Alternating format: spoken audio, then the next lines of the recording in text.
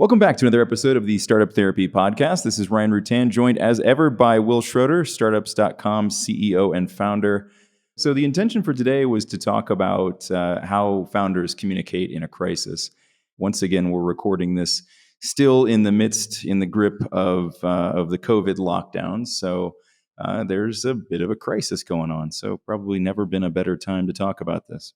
It's not the first one, though. And again, that doesn't make it better or worse. And I'm not even going to try to compare them.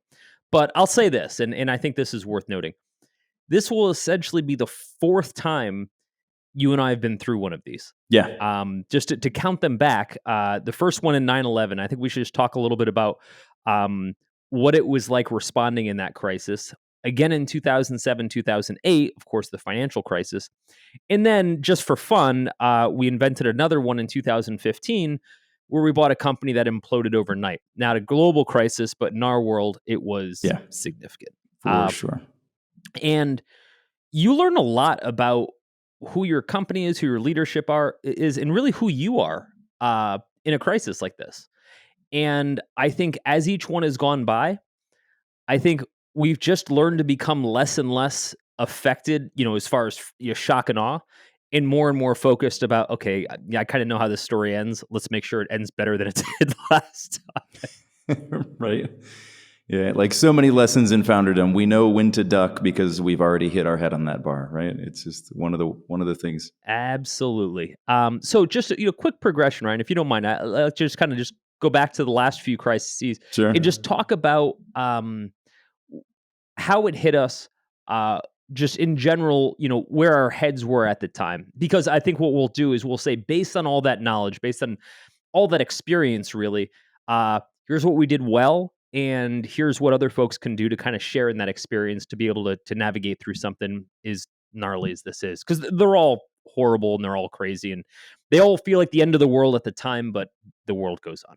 The world goes on, yeah. And they're all wild and crazy for different reasons too, which is what makes it interesting, right? I think there are some kind of commonalities that we can take away from it, but there's still so many dynamics to each of these situations. For example, being forced into working from home was never an issue with any of the previous crises, and so each time they presented with some different challenges, whether they're existential or financial or in this case geographic.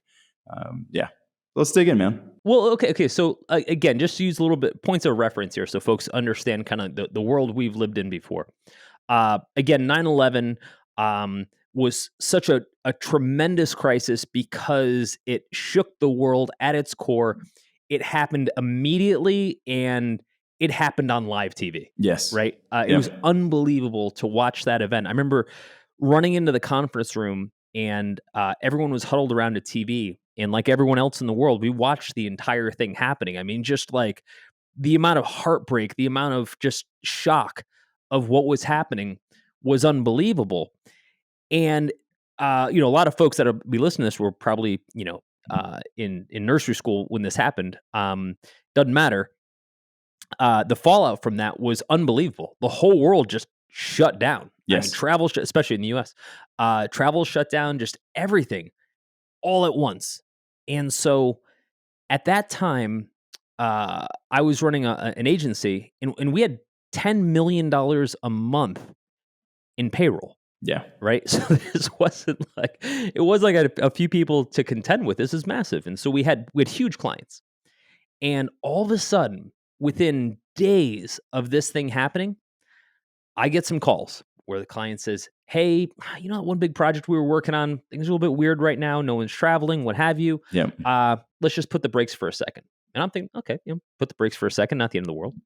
Another client calls. Hey, that big project we were working on, whatever. And all of a sudden, I'm afraid to pick up the phone. I mean, like every client is calling, canceling. Yeah. And again, $10 million a month, you really can't get too many cancels and make up for that. And so the reason that one was hardest, Ryan, I'd love to hear your thoughts, but the reason that one was the hardest was because it was the first time I had been through it. I didn't know this stuff could happen. Right. Well, put into context too, I mean, we were far closer to the start of our careers at that point as well. I mean, it didn't exactly take a major, global crisis to throw a major wrench in the gears of my company at that point. I was running a small agency at the time, and there were things like people quitting seemed like an existential crisis at that point. So when 9/11 Sure. came along, Yeah, that was your biggest issue was not being able to hire fast enough. yeah, yeah. And so at that point, and we've talked about this in other episodes, the emotional intelligence at that point, the managerial experience at that point was, to say lacking would be giving me more credit than I deserve. But yeah, so it was one of those things where when it happened, it certainly wasn't my first thought. And I think that was one of the really interesting things about what happens in a crisis. And at that point, it was a relatively small. I only had like 15, 16 people working in the agency at that point. So it wasn't anywhere near $10 million in payroll. But it was hours before I even gave a thought to how it might impact the business. Like, time just stopped. I had gone to Yeah. I don't remember why, but I had gone to my parents' house. And it was making breakfast for him or something. I remember being outside on the grill, but I know it was morning. I think I was grilling bacon and eggs for some reason. I don't know why. But I was outside. My dad said, "Come inside." And he said, a little plane ran into one of the trade centers, and that was at that point they had no idea what had happened, right? And so we're sitting there like, "Oh, well, that's weird," like, God, you'd think, even if you'd completely lost, like, you'd find somewhere else to crash, right? And so then we were saying, "Oh gosh, was it intentional? Couldn't have been, no." And as we're sitting there talking, another 747 flies right in the side of the thing, and just the world stopped. Unbelievable, like out Just of a movie. unreal, right? So in that moment in time, my company didn't exist. I was just sitting there watching that television, like everything else ceased to exist. And it was hours before I kind of shook myself out of it, and then started calling around to staff, because some of them had family in New York, and so it was like checking in, making sure everybody was okay. Just super crazy times. Luckily nobody was directly personally impacted. But yeah, it was wild. And then similarly, over the next day, 2, 3, client calls started coming in. People were pausing or reducing the spend with us, or canceling projects altogether. And I think in total, when all was said and done, we lost out on something like 35% of either existing, like, recurring revenue and or future book revenue from that was all tied to that one specific event. And like you said, when you're in the agency world, that's a big chunk, right? And that means having to make decisions around payroll and keep Yeah, people on or not. and you have no negative operating leverage. Exactly. So what was interesting though, and again, I really want to frame all of this because I think all this is relevant, is that we also got to see what happens after a crisis. Yep. Because I think knowing what's on the other side of this journey is as important as anything. Because at the time, Ryan, for both of us, we didn't know what was going to happen after this. It was just so apocalyptic that we were kind of like, well, geez, if this is the end, I guess this is just the end. And I know at the time I couldn't wrap my head around because I didn't have the experience yet, that there was going to be a life after this. And what I did in those moments would also extend through this life after this. It wasn't just ruin. And after the whole thing imploded and the stock market imploded and everybody got unemployed and all this crazy, horrible thing happened, people went back to business. But they did it differently, right? The cost of everything plummeted, which actually became this enormous, opportunity. The mentality for everyone was, hey, maybe we should build stuff that sustains a little bit, and that's always how it starts, and then it changes back to go times. I hired 2 of my best employees in the aftermath because they lost their jobs at one of the bigger agencies in town at the time. So there were opportunities and interesting things that came from it.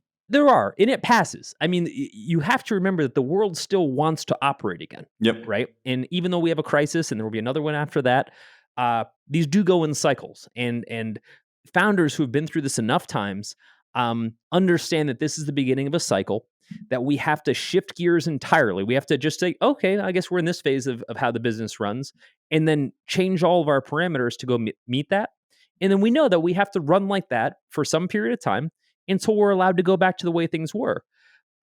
But, for a lot of folks, for me, when I was first getting into this, I was like, no, My job is to keep things exactly the way they were before all of this happened. Yep. You know, Yeah. totally ignoring the fact that any of this stuff happened. And so if we had 700 employees at the beginning of this, I'm a failure unless we have 700 employees after this. If we have 600 million of revenue before this, I'm a failure. And I'm like, in retrospect, that was just pure ignorance, Sure. right? Yeah. But again, it was the downside of not having been through the cycle. And so again, that's a little bit what we'll talk about. If we fast forward a little bit, once again, we hit 2007, 2008, we have the financial crisis. Again, these are US based events. So I'm trying to be mindful of the fact that they didn't necessarily affect everybody the same way. Interestingly enough, I can provide some context on that because I leapfrogged that one. I was in Europe during that, and then I came back Okay, to the perfect. U.S. at the tail end of the crisis here in the U.S. And just missed the kind of when things started cascading and crashing over there. So yeah, it was interesting timing for me. We were raising money for a financial services company that essentially became, again, a different company entirely, but the same thing you see for like a firm and stuff like that. Well timed, very well timed. We were in the middle of raising as the financial meltdown happened. So it was one of those apocalyptic events again, where we're in a position where we need more money more than ever. Yeah, And the last thing available right now at the time is is money. money. Yeah. Again, freak out moments, etc. We had a little bit of a better, understanding of how this works. But again, major crisis, and the company ended up going out of business on that one. Yeah, which is interesting too, right? I mean, so there's a big difference in those two scenarios. I mean, notwithstanding the actual events behind them, but when you talked about before, the world will go back to normal, and that's fine. If you're running an existing business, that might mean trimming way back. That might mean changing operational structures, doing a lot of things. But when you're at that nascent stage of a business and you're in the crisis, it can manifest very, very differently. In the case of that company, it had to fold tents. It wasn't, there are situations where you can't just simply say, oh, well, we'll just ride this out, we'll just sustain this. Particularly because of the financial needs that you guys had in order to operate that company, because it was based on having available cash to deploy. There wasn't really a good pivot around that. If I fast forward again, Ryan, and we'll wrap up this context piece, for 2015, we buy a company called Zirtual.com, which helps people find virtual assistants. Zirtual was an amazing company, but had some financial mismanagement problems, and shut down virtually overnight. In Yep. other words, everybody went into work on Friday, assuming everything was good. On Monday morning, everyone was fired. To be fair, this is just a bizarre situation. We'll get into it some other podcasts. But for the 450 people that worked there, this is exactly what apocalypse looks like. And so we absorbed the company the next day, and we were in charge of dealing with everything that had just happened, right? It was a complete nightmare. Worked out great. We ended up saving a wonderful company, and that was the goal. But major crisis, Yes. major crisis. And I think by the time we got to that one, this is 2015, we knew how to manage crisis. So I think part of what we'll talk about today is some of the tactics we employed to help manage this crisis, and then we'll fast forward to 2020 today. We're in the coronavirus crisis, and talk a little bit about kind of how we've been managing through this one as well. In the last two, with coronavirus and with Zirtual, Ryan, I've had the good fortune of going through it with you. That's right. Yeah, we got to do both those together. Still doing this one, but yeah, man, it's so different. It's so different. Yeah, there's one other thing that was interesting about the context of Zirtual.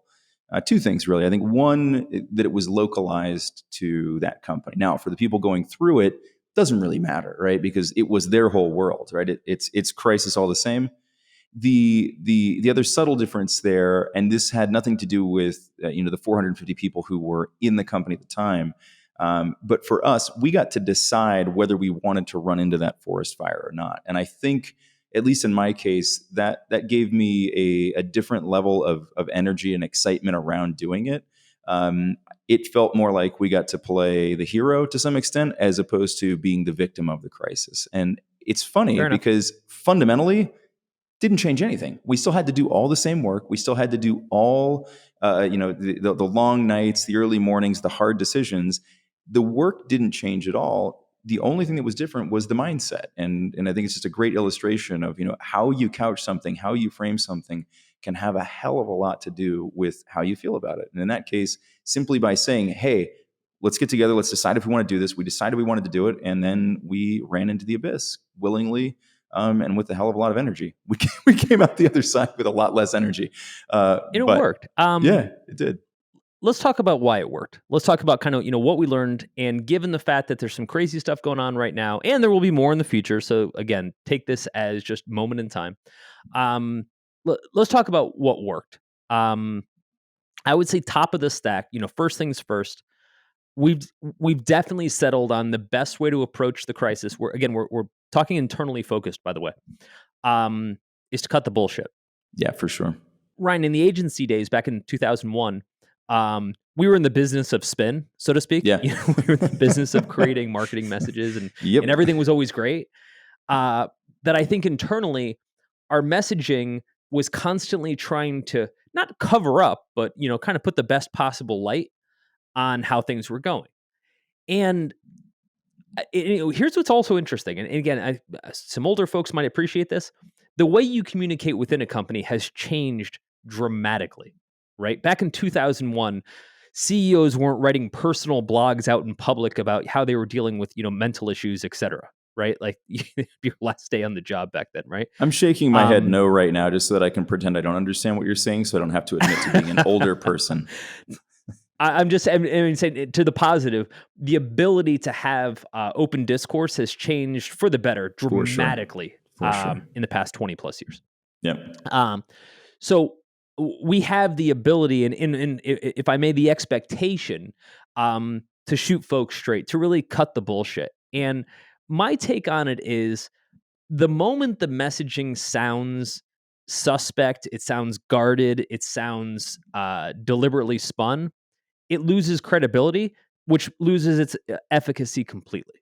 It does. And imagine on the backside of that, in whatever you don't illuminate, it becomes a kid's nightmare, right? It becomes 20 times worse in their imaginations than the reality. Sure. But if you leave any shade there, it will get filled with worst case scenarios. And I think that's the other side of it. In addition to just looking like you're bullshitting them, which feels bad, you leave the rest of the actual truth up to conjecture, which is really, really dangerous, especially in a crisis. When shit hits the fan, so to speak, I think the assumption has to be all of our team is talking and they're saying all negative things. It's worst case scenario across the board. I'm not saying it is. I'm saying I think you have to build from that assumption.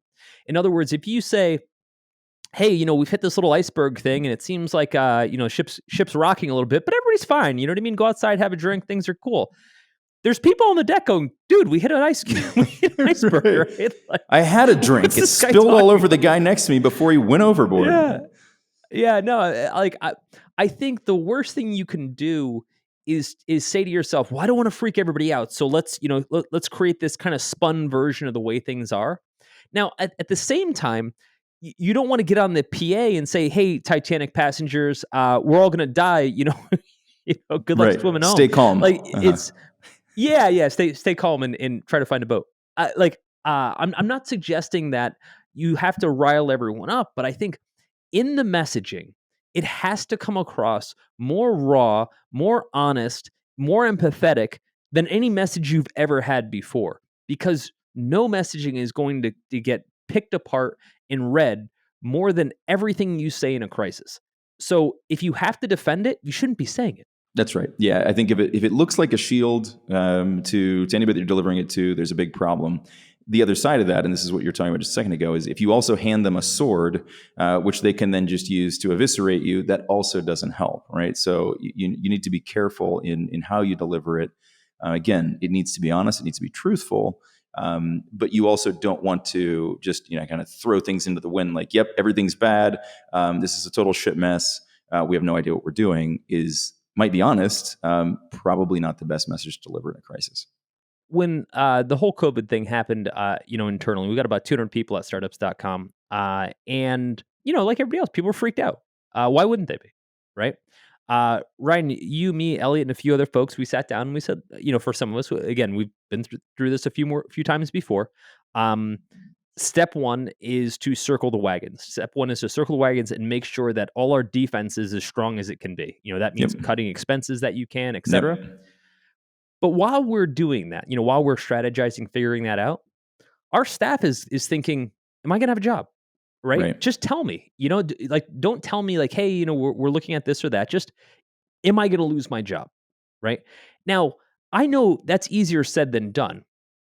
But don't overlook that. Like, if you come up with some communication that says, "Hey, just want to let you know there's been some challenges in the public health sector, et cetera." Like, don't tell people stuff they know, right? Like, tell them what they're thinking, right? Um, we know these are challenging times. We know that you're concerned about caring for your families or your career, et cetera. Here's what we're doing to try to prevent that. Here's what we're hoping for. In those measures, like we said, hey, there's a number of cost-cutting measures we've taken. We've taken in all areas that don't affect personnel, and we're monitoring by the day how revenue comes in, how expenses come in, et cetera, to see if there's any other guidance that we need to make. That's it, right? We're not saying you won't ever lose your job. We couldn't possibly know that. But I want everybody to be armed with as much information as possible so that they can see the same thing that I'm seeing. So even if it's unsure, at least they're seeing the same picture. You know what I mean? Yeah, no, I think it's really important. You said something critical, which was that tell them what they're already thinking, right? So Yeah, you don't want to just become a list of facts that they're already aware of. You need to answer the questions that are already likely in their head, and that means spending some time to think about how are they thinking about this, right? Not just how is this affecting the company and what facts can I pass down to them, but how are they thinking about what they're going through right now? The other side of this is being able to think about how they're feeling, right? Because there's also sure, absolutely. a The empathy. huge. I mean, the empathy piece of this is perhaps the most important, right? If people feel like you have empathy, and if you really truly do have empathy for them, and you're delivering the information with empathy, then the facts don't change, right? The facts may still be the same. They may be harsh. They may be hard to take. But delivered with empathy, it at least keeps people facing the same direction, and you can work together to solve this. Because the other thing that's really important to remember: the last thing you want in a crisis of external nature is to create an internal crisis, because that's going to make navigating it exponentially harder, probably impossible. Yeah, and you want people to know that they're heard. I mean, this is at any stage of the business, but man, particularly now, right? There's nothing worse in a crisis than feeling like you're not being heard or considered, or you don't understand the decision criteria for the people that have your future in their hands, right? Like, if we're dealing with this crisis, the first thing in my mind is, let's give everybody else the same decision criteria that we have, so they understand where we're coming from. This is how we're making decisions. Yep, that context is so important, right? Sure, and treat people like adults, right? Say, look, if revenue hits a certain level, we're going to have to consider reducing expenses, which of course, is going to mean layoffs or staff reductions, et cetera. Um, and let people understand the causal effect on that. If in this time I'm a retailer, geez, heaven forbid, right? If I'm a retailer and I say to my staff, "Hey, we're going to have to slow down our business. Best case, we'll see 50%, from our online business or whatever of where we are right now.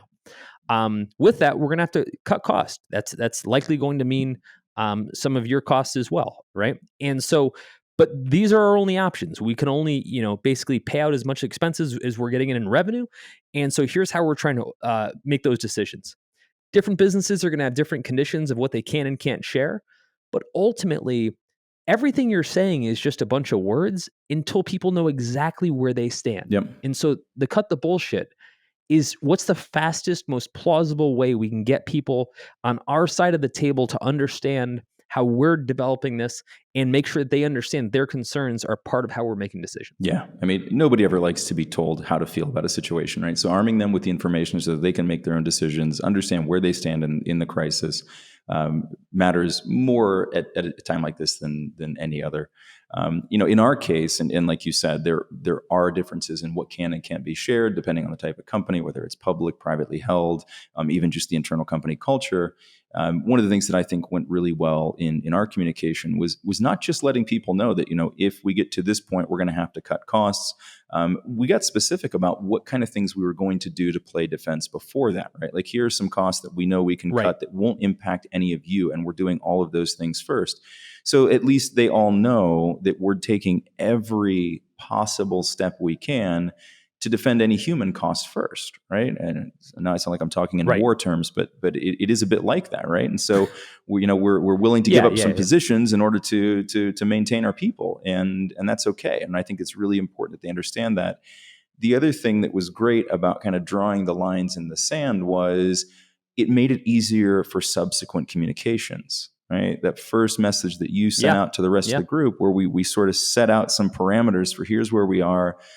This is the stage that we're in right now. This is the situation. These are the types of decisions that we've had to make. But we're not at stage 2 where we're going to have to make different decisions. And you can kind of just let people know, hey, not much has changed. We're still in this first phase where any cost cutting is going to come from external contracting or marketing spend or something else. That won't impact your life directly. And I think that was really well received. And again, it makes it easier to then, you've got that basis of communication, and you can just kind of keep pinging on those same points and letting people know that either nothing has changed, everything's still copacetic, or we're moving closer to having to make different levels of decisions, and then being specific about those as well. And thus far, that's been really well received. I also think, one of the things that we did particularly well in the 2015 period during Zirtual, which was a tough time anyway, but what worked well, despite the fact that it was a tough time, was that we opened up communication to the top, right? Like, because here's my thought. I think that the moment you send out communication, especially something that's not going well, the communication immediately gets parceled into all the different interest groups within the company. They jump into their personal chats, and they come up with their own version of what you just said, right? And whether you like it or not, whether you think it happens or not, it does. The only way to pretty much break that up, because it never goes anywhere good, by the way, where people are sitting in that group and like, oh, what he really means is this, and what he's really saying is this, is take it off the table. Say, look, if you're not sure what's going on, here's my communication, here's my email, here's my phone number, here's my office, whatever, whatever your most direct communication is. Say there's no excuse for not knowing what's going on or having questions, because you can directly communicate with the decision makers. That could be your manager, the CEO, whatever, and leave no room for interpretation. That way, when someone decides that they have their own version of what reality looks like, and they're kind of standing on their soapbox in the break room telling all the other employees what's really going to happen, people can call bullshit at them. Say, hey, look, CEO said you could just ask him directly. Have you asked him? No. Okay, well then how do you know? Why are we speculating? Yeah. This worked out particularly well. I'll use the Zirtual example because that's actually, we've been full cycle on that one. When Zirtual shut down, essentially 450 people, mostly Zirtual assistants, all got let go with almost no notice, pretty much no notice, on a Monday morning. Needless to say, they're freaked out. Thousands of clients freaked out. And so we had to communicate to a staff that we had just taken over like 9 seconds ago, a bunch of people they've never met before in their lives, had no relationship whatsoever, and try to address what the hell just happened.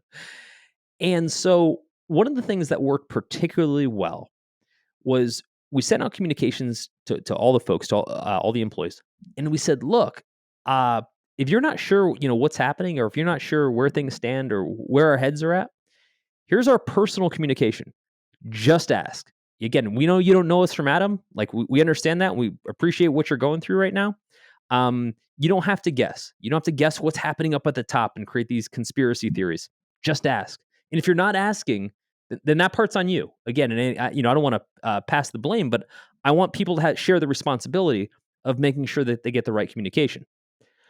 Well, so what happens, when you send 450 people that just lost their job, most of them single moms, by the way, you get 450 very, very detailed emails, phone calls, video. Right. You get a lot of which is exactly what you want, right? And you want that. It's exactly what you want. Like, I didn't look at 450, inbound emails as a liability. I looked at it as an opportunity, because a lot of those folks, obviously, they had no idea who we were because we had just bought the company. But it allows you to just answer the questions directly, And for most startups, they don't have nearly that big of a staff.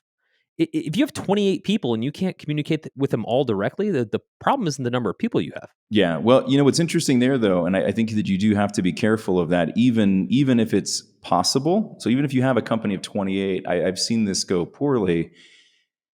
If you do a bunch of one-off communication and there's any deltas between what gets said, that's part of what starts to create some of that back channeling. Oh, well, they told me, it was going to be 20. Oh, well, I heard 30. Right. And so Right. this becomes really, really problematic. And so I think that, in the way that we executed this with Zirtual and the way we're doing it now with COVID, we've been very clear about making sure that everyone knows they're all getting the same communication through large group communication channels like our Slack and our email, where we're sending out the large, the mass communication, again, very open, very detailed, very honest. And then we're opening that up for individual response, because I think that's also very necessary. You can't leave all of that in a group setting. For example, we drop that in Slack, we get some feedback there. But as always, you're going to get very different feedback in a public channel than you do in a one-on-one, where people don't want to share how this specifically impacts them, the context of their own personal lives, their personal financial situation. And so I think even if you do have the ability, if you're small enough, you might be a 5-person team, maybe a 25-person team, it's still really important to make sure that there is at least some singular touch point for communication that everyone knows is consistent. Sure. Yep. Otherwise, I think you run the risk of having a lot of opinion and a lot of conjecture get injected into what should just be objective fact. Yeah, and I also recognize the fact that for a lot of people, emailing the CEO or emailing their manager, emailing kind of above their reporting structure is intimidating, right? So not a lot of people are going to do that. But the importance is opening up those lines so that they can get honest and actionable feedback from people that actually know what they're talking about. Because I think I always feel this way in the absence of open communication, you get lies, right? You get 20 different versions of what the truth is, unless you establish one, right? And the worst thing we can do is leave a whole bunch of gaps in the communications and let people fill in the gaps on their own. That always ends poorly. 100%. The second is, I don't believe in addressing the concerns of groups. And what I mean by that is, hey, everyone here groups don't have concerns. Bullshit. Right? Yeah. 20 different people have 20 different variants of what their concern is. And I'm never comfortable with hearing, well, everyone's saying this. Right. No. Not everyone has kids. Not everyone has debt. Not everyone has a second income at home. So it's not one universal problem. It may bubble up to one common problem, but there's 20 versions of why that problem exists, and it's my job to unpack each and every one of those. 100%. Yeah, and circling back to the open lines of communication piece, I think there's something else that is necessary. To your point, people aren't going to email all the way up to the CEO in a lot of cases, and of course, this depends on how deep the management layers are. I saw this executed really, really well when I was still running tech for a market research company. They went through an existential crisis where they decided to fire their biggest client, which was across the board 40% revenue. In some of the country market level operations, it was 60-70% of the revenue. So big deal. Wow. Big deal, right? And it had a lot of impact. It was a fundamental difference between that company's ideals and the parent company. And it was a good decision. It was a great decision. In the long term, they've blossomed because of it. But at that time, it was absolutely a crisis. And in dealing with that, one of the things that they made sure to do was to give people as many options as possible for where to communicate. And most people chose to communicate directly with their direct manager, person they were most comfortable with. Which makes total sense. But the directive then from the senior management, the executive level, was that anytime you get one of those, respond and let them know that you're also copying in the CEO, the CFO, the CMO, whoever it was that should have been in that stack, because they're going to want to know about this too, and they'll have good input on this. So they automatically looped them in and opened up that channel for those folks. And it worked really, really well. A lot of people that wouldn't have otherwise been comfortable reaching up to the top level of management were all of a sudden thrust into a conversation, and they went really well. and it really did help to open up that communication from top to bottom. And in that company, unlike ours, there were, managers had managers had managers. It was a very kind Sure. of draconian management structure. It worked for them, but by U.S. standards, it would have been far more management layers than we would typically see. And certainly, in startups.com, where we're damn near flat, it's a hell of a lot more management than we have. And so it was really important to make sure you broke those layers down. Yeah, and some of those constituents are the managers. Letting managers, if they're a couple layers down, be able to kind of, bubble up and say, "Hey, man, like what's really happening here?" Because I'm not sure I'm getting the full story. I think the point is you've got to take the "I'm not getting information" component off the Yep. table. Force it if you You have have to. to overshare in probably a way that you might not even be comfortable with, in an effort to get everybody on the same side of the table. Which brings me to our third point, which would be getting everybody on the same side of the table, and by way of that, finding a rally point.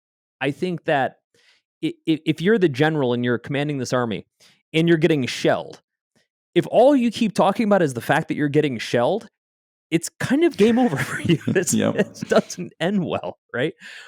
What what you need to be as the general in this case is you need to be saying those shells are coming from that hill over there.